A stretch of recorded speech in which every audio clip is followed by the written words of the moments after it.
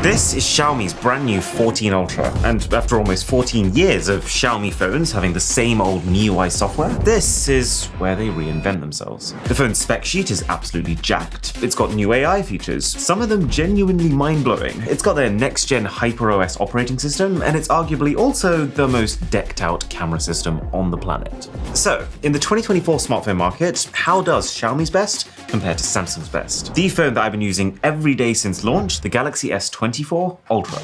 Well, for starters, the unboxing experience is just leagues ahead, for three reasons. So we got an insert on top, which has the SIM ejector tool, but more importantly, one, a frosted plastic hardshell case. It's nothing fancy, but it's functional. Assuming that you're going to buy a decent quality case for your phone online anyways, then it's a $20 saving, and ironically, better for the environment.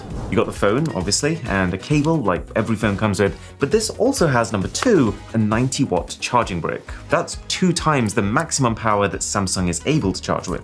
And the final thing is, well, when you peel the phone, you will also notice a pre-installed screen protector, which, as with the chargers, Samsung does not come with.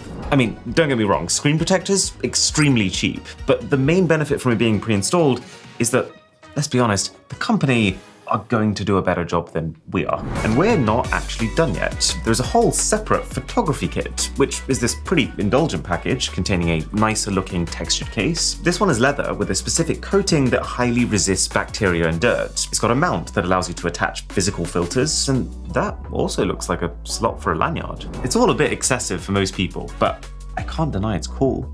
Like, these two are just decorative camera rings to style your weird phone camera hybrid as you please. And then this is a grip for that case, which plugs into your USB-C port to give you proper hardware camera controls, as well as 3 very cool features which I'll get to. And then, oh, there's the lanyard. But even putting all this photography kit stuff aside, because it is a separate purchase, just the core package contents of the Xiaomi do wipe the floor with what the Samsung comes with. So that's 1 point to no points. But then as soon as I picked the Xiaomi up, I started laughing.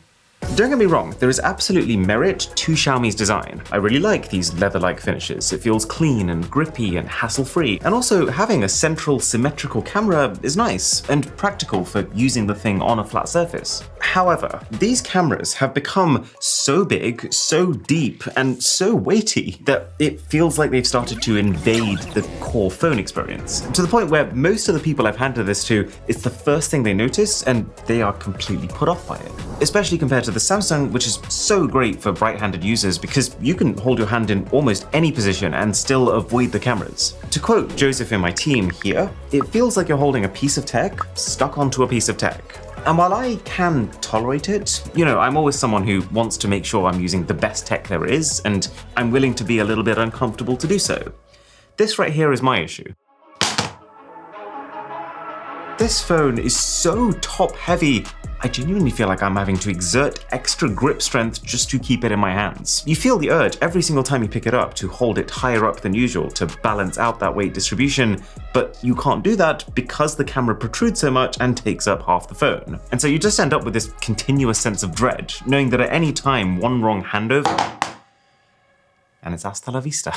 It gets in the way of wireless charging. The camera lifts the phone up so high that in quite a few situations, it no longer makes proper contact with the charger, or the phone that you're trying to charge with it if you're reverse wireless charging. I really needed this thing last week to save my dying Samsung while I was out traveling, and about an hour into delicately fiddling with these two phones, trying to perfectly match the coils to actually get charge from here to here, while avoiding this massive camera module the size of the moon, I just wanted to chop the thing off. Also, this bezel on the back, I hate it. Clearly, this whole thin on the top, thick on the sides thing is a purposeful decision that Xiaomi's made, but I just don't understand why. Because to me, it just looks like they took this leather strip and misapplied it. So pretty clear point for Samsung with the build and the usability, which makes it 1-1 so far. But then you turn the phones over, and you'll see that Xiaomi's done something pretty unique with the screen. A long-running complaint that I've had with their past phones is they've always had this thicker bottom bezel and these weird bunny rabbit-looking corners. But in one phone, they have fixed both of those things and taken it further. They're calling this an all-around liquid display, which is indicative of, well, A, how companies are running out of ways to describe glass and pixels, but B, how the panel kind of melts into the edges and the corners equally in all directions. It's subtle, but I think it's a really aesthetic effect. It's kind of like how 10 years ago we used to sketch out what we'd imagine our future phones would look like. And it's definitely cooler than Samsung's flat display. It's more unique and it's more interesting. But that doesn't make it better. Both are top of their game in most aspects. Bright, a high refresh rate that can fully adapt on the fly, and ultra high resolution. But I would actually side slightly with Samsung for this. One, because for gestures, you have to use the very edges of the screen, and that ends up being on the curve for Xiaomi, so it doesn't register quite as reliably. Two, that even though Samsung's max brightness is technically rated lower, in all the lighting conditions I've tested it in, it seems to be brighter. Brightness is a weird stat these days.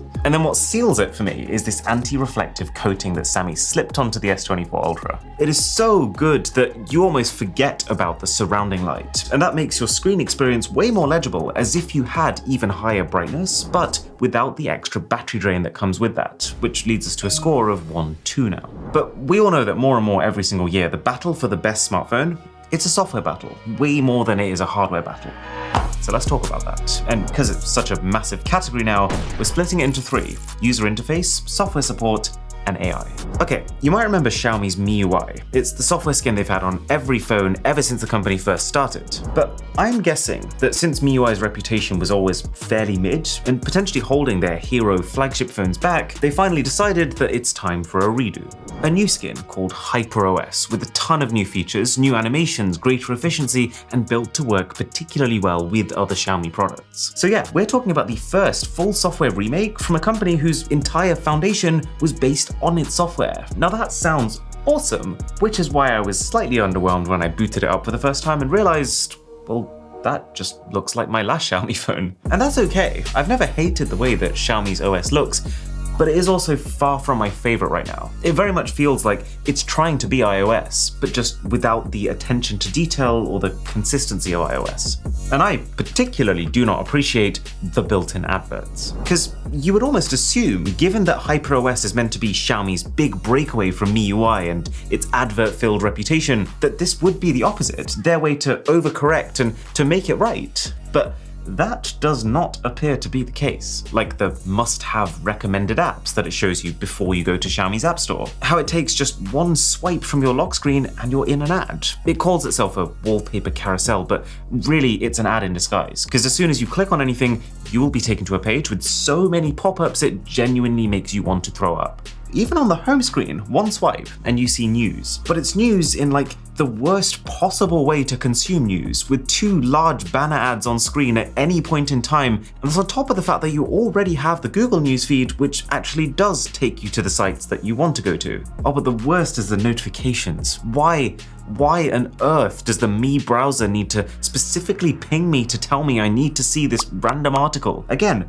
with about 40 adverts baked in. Now, of course, these are all easy to avoid, and you can disable almost all instances of advertising in the phone, so I don't think it's a reason to not buy it, but I just don't like the feeling that clearly to Xiaomi I am, as well as the customer, I'm also the product that they can sell to their advertisers. Okay, so that was my pretty bleak first impression of the software, but the more I've used it, the better it has gotten.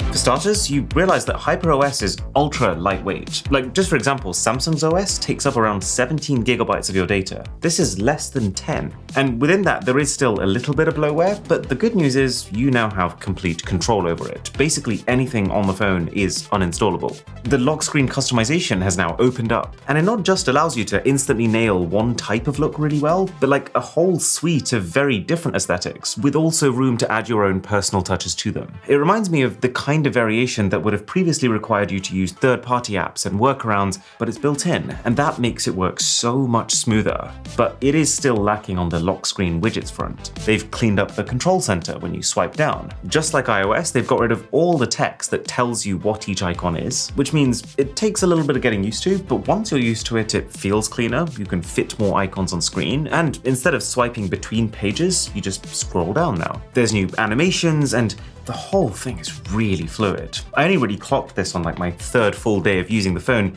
but it was a sudden moment of realization of, wait a sec, have I had a single bit of lag in my entire experience? No. It feels reliably, almost unbreakably smooth in a way that few smartphone operating systems do. Like, you know, even when you haven't opened an app in ages and you expect it to stutter a little bit, nothing. Or like, this is the camera app. Relative to most camera apps, this is slick. There's new gallery features, like some very quirky portrait mode effects. Probably a little too quirky for me, but they're fun. Oh, and also cutout, which can instantly just chop your background out or swap it for something else. HyperOS also has this dynamic island-like feature on top for little things like charging and silent mode, and I actually think it's done pretty well. Because of the screen's ability to portray deep blacks, it genuinely feels like your phone bezel itself is extending down to create this separate area within your screen. It's a convincing illusion, but it is also early days. Something like this is only useful in so much as there are apps that support it, and well, not many apps support it. So yeah, HyperOS is a good step in the right direction. It is better than the MIUI it's replacing.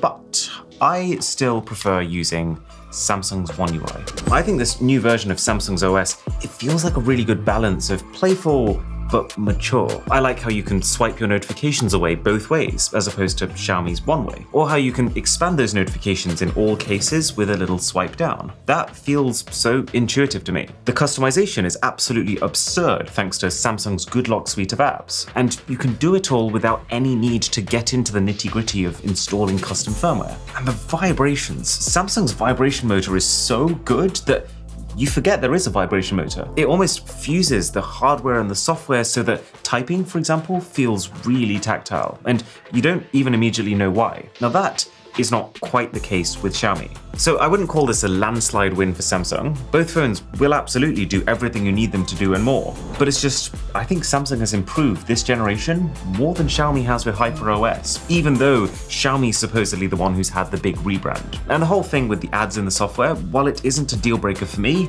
it does leave a bad taste in the mouth. But hey, I've waded through them for the last 2 weeks to make this video, so a sub to the channel would wow me?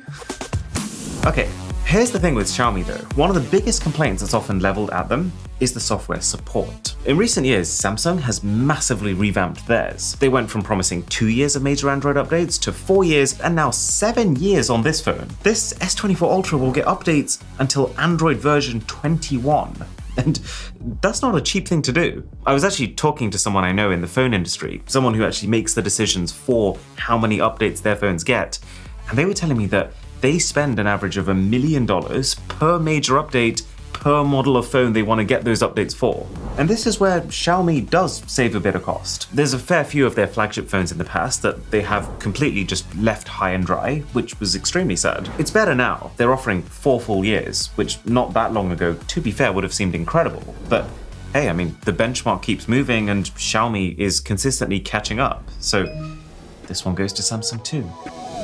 Let's talk artificial intelligence. With the launch of the S24 Ultra, it felt like one of those mic drop, AI is here moments. There's around 10 different AI features all weaved into various parts of the software and all available on day one. I'd say about half of them are gimmicks, like fun party tricks that are cool to try but you won't really use after the first week, and half of them are either already game changers or they have a good chance to become game changers. In one way, the entirety of HyperOS is built around the ability to use AI. Like there's this big incoming feature called Hypermind, which apparently uses AI to understand your needs and then execute things automatically across all your Xiaomi products. But Hypermind is coming in a few weeks apparently. As of right now, at this point in time, there aren't nearly as many discrete AI features on the Xiaomi as Samsung. But that doesn't mean there aren't any. I mean, for one, hidden away in the gallery is an absolutely enormous AI feature called video effects. You pick a clip, and then you just tap and hold on whatever effects you want to apply to that clip, and it automatically tracks them to that person in that footage. There was a time not very long ago at all where this would have to be drawn in by hand, and it would take like a full day just to edit a 30-second video. So the fact that I can now, completely without internet, literally tap and hold my screen to edit an effect into the video for however long I want feels like I have just been granted a superpower. And if I was a little better at the robot, this would look absolutely awesome. I tried, okay? It can even use its awareness of where you are to place text behind you, which is a complex effect that if you're doing it manually with a traditional video editing program, it takes way longer and requires much more skill than it does here on your smartphone. There are some AI features baked into the camera too, but I'll get to the camera separately. For this AI category, I would say Samsung still takes it, just for the sheer breadth of AI features. But the fact that what Xiaomi has done, they have done so well, it does get me excited for what might be next. Oh dear. The scorecard is not looking very good for Xiaomi right now, but how does the performance measure up? Well, both phones have the Snapdragon 8 Gen 3 processor, with Samsung's advantage being that they always get custom-made versions just for them that are slightly overclocked and specifically optimized, and Xiaomi's perk that this goes up to 16GB of RAM instead of Samsung's 12. So if we're talking numbers, Samsung is a little higher on CPU and a pretty decent amount higher on graphics. Xiaomi is going to be able to keep a few more apps suspended without having to force close them. But I tell you, the much starker difference between these two is the thermals. Thermals, I would say, are even more important than a bit of extra RAM or a chip being made for Galaxy, because in theory, it only matters if your phone is powerful, if it can be powerful while staying cool. And Xiaomi does not seem to be very good at doing that. Check this out. So this is the Wildlife Extreme Stress Test. It basically puts the phone through 30 minutes of pure pain. And in that, Samsung's internal temperature goes up to 44 degrees, Xiaomi's 52 degrees. Samsung feels way cooler too on the outside, whereas this, especially on these metal rails on the sides, it feels like you could cook an egg on there. Here's the really weird part of it though. I've run 4 of these tests now, and every single time Xiaomi, while always getting hotter, also manages to keep its performance higher. There's way less of a drop-off after prolonged strain, which is good. But considering that I can see and I can absolutely feel that it's getting hotter is also unusual and maybe not good. The way I'm interpreting that result, it's almost like Xiaomi is being less conservative with protecting the chip and the battery in the long term, like allowing the phone to go full throttle and stay at full throttle, even if potentially reducing its lifespan. So I'll give performance a draw, just because who wins really depends on what you're prioritizing. But where I think you feel this looser power management more directly is battery.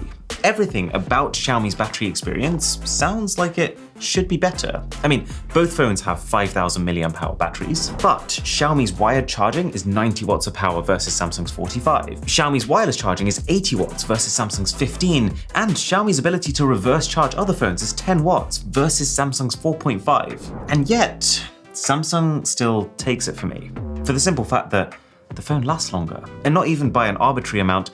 It's a full 10 to 15% difference. So for the way that I use my phone, I charge overnight and then I want my phone to last all day, Samsung has enough of a battery life improvement that honestly, none of Xiaomi's fast charging chops can win this point back. But if there's one redeeming factor of the 14 Ultra, one thing that could still make it worth it, even though it's down bad on number of categories won, it's gotta be the camera, right? I mean, the thing is massive, it feels like it weighs more than me, and this is the key area where all of these AI features are focused. So, every single camera on the back here is a 50 megapixel camera. And more importantly than resolution, the reason that these cameras are so much bigger than these cameras is sensor sizes. These phones have the exact same combination of camera types, but every camera on the Xiaomi is bigger than the respective camera on the Samsung. And that's a good thing. That should mean that providing the software is as good, this will wipe the floor with Sammy over here. So, does it do that? Well, it's got really good fundamentals. Like, look how smoothly you can transition between your lenses, and most impressively, with zero color shifting. This phone really understands your scene. And yes, your photos aren't 100% true to life with color because of this Leica collaboration that Xiaomi's doing. Leica definitely has a style, and you definitely notice it appearing in your shots. But I don't mind it here. What bothers me is when phones get colors wrong because they don't know what's right. We had something pretty much like this with the OnePlus 12. Whereas here, you have the confidence that the phone gets it, but it's just choosing a style. And that makes it fun to shoot with. The filters and the automatic vignette that's applied, the huge camera sensors, meaning that whether you use your main camera, your 3x zoom camera, or your 5x zoom camera, you are getting mahoosive, natural cinematic background blur. Much more than Samsung. It makes me feel like such a hipster. And I actually find myself using the camera way more on this phone just for the pure thrill of it. Style-wise, Xiaomi goes for smooth images. Meanwhile, Samsung goes for vibrant, sharpened images. Both are good, but the soft, old film-style look of Xiaomi's, combined with its high-power optics, is a really cool combo because it specifically makes photos look like they were shot on a big, proper Leica camera. And by comparison, Samsung shots, more often than not, they still feel to me like phone photos. Great phone photos, but phone photos. And what I'm really glad to see is Xiaomi's video performance. The phone is a pretty clear demonstration that they know how to take good video. Video that's detailed, video that's color accurate, video that's pretty good at keeping noise levels in check. Now, one thing that I will hand to Samsung is that their focusing is better than Xiaomi's. And that's really starting to matter when you've got big sensors which will blur anything that isn't immediately in focus. But the Xiaomi 14 Ultra's camera is just too cool to not give the point to them. Like, it's got 4 microphones instead of 3, which gives it one more channel to both pick up better audio and also remove background noise. It's got a variable aperture so you can manually restrict light intake. This camera grip, for a certain kind of user, is the best for 3 reasons. 1, it's also a battery. It gives the phone an extra 1500 mAh of juice, taking the phone's total capacity with it to an eye-watering 6.5k mAh. It, funnily enough, actually improves the phone's weight distribution and makes it more ergonomic. And then 3 is the accompanying software. This is not just a slap-on accessory. They've clearly thought about the different things that you might want to use it for. The final addition then is the AI, and it's mostly used in the background on Xiaomi. You don't really see it, except when you zoom in. As soon as you get beyond 30 times magnification, you know, when most phones start to look like potato cameras, that's where you see this little red icon come up. You see that, and you know that you're about to see magic. Because after capturing that photo, your phone isn't just gonna do what it can with what it has, it's using extremely powerful AI. AI sophisticated enough that you can take photos at even something stupid like 120 times zoom, and the phone turns it into a legible result. This blew me away. And when it works, it is by far the most detailed zoom camera I've ever used. But yeah, I do have to caveat it because the AI upscaling, it doesn't always activate. It raises questions like, given that detail here isn't being extracted, it's actually being invented, is that even photography? And also, it can make some photos look a bit weird. Like, in the process of inventing that detail, you'll find yourself with shots that a decent amount of the time don't quite have the texture that you know they should. There is also a movie mode on Xiaomi, which is great because the core video quality is so high, and this mode specifically, it nails the fundamentals of cinema. But who shoots a movie in 1920 by 800 resolution? Let's probably talk again when it can do 4K like the other phones can. Overall though, I would say cameras are a win for Xiaomi, which leaves us with a score of 3.7. Obviously, not all categories are going to matter the same amount, so the reason we've done this graphic is so that it's an easy way for you to decide what's important to you and prioritize that. But yeah, I do think that in the battle for the 2024 flagship, Samsung is ahead, unless you really want the Xiaomi camera experience and you're happy to sacrifice to get it.